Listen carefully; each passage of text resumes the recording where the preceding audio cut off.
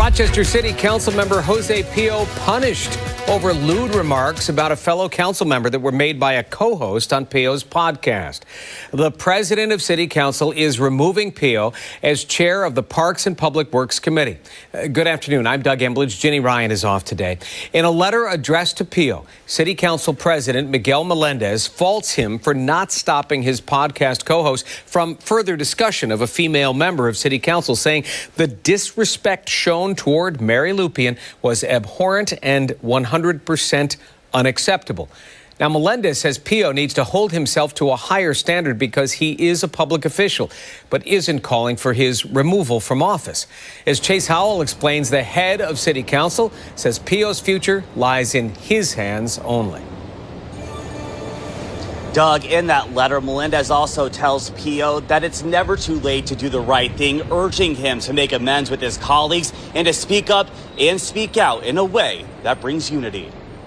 Late Thursday afternoon, Rochester City Councilman Jose Peo responding to his removal with this statement, pointing the finger at other city council members and their social media followers who he says have attacked him. Peo saying in part they have said, posted, and commented disgusting, bigoted, incendiary, and lewd things about him and his family. Rochester City Council President Miguel Melendez says the decision to remove Peo came after meeting with other members of City Council, not including Mary Lupien, the woman the sexual remarks were made about by Lavelle Lewis, Peo's podcast co-host. I wanted to keep that neutral, so the 7 members of council that were not part of this incident were consulted, and we came up with the decision to move forward. Melendez says he understands that the remarks about Lupien didn't come from Peo himself, but says his silence made him complicit. Challenge here, and I've had this conversation with the council member, is it was on his podcast with his name on it.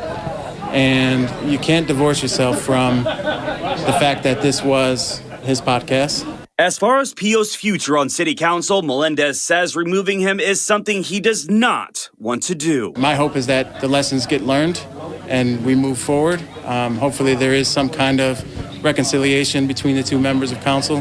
But certainly it takes both of them to decide if that's where they want to go.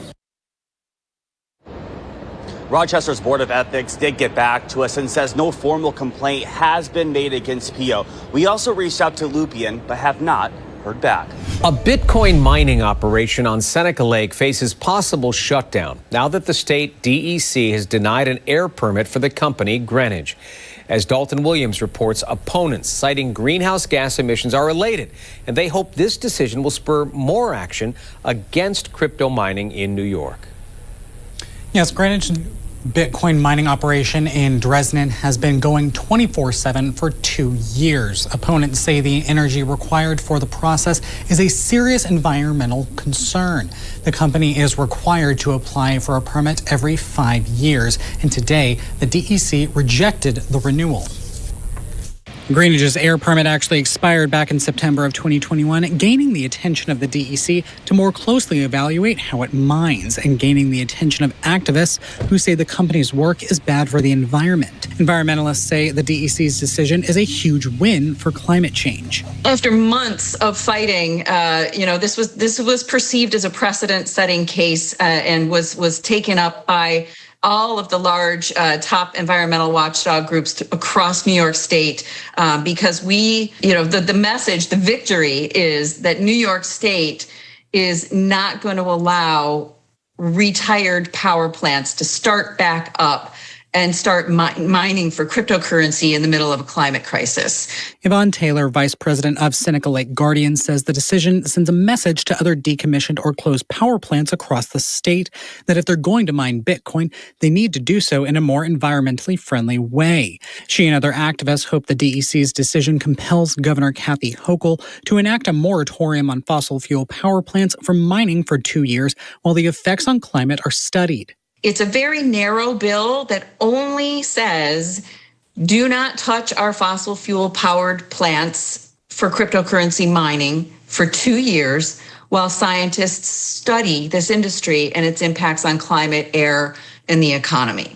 The company says it will appeal the DEC's decision, and in the meantime, Greenwich is allowed to keep mining, but if it loses its appeal, it will be shut down. Taylor says her group is prepared to keep fighting.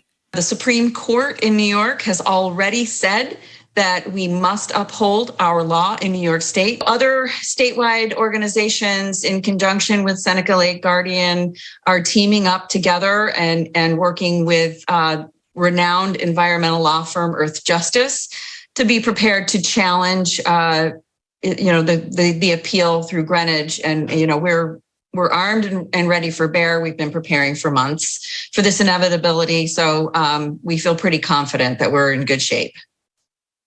I did reach out to Greenwich today to get a new reaction on the DEC's decision, but representatives did not return calls or emails.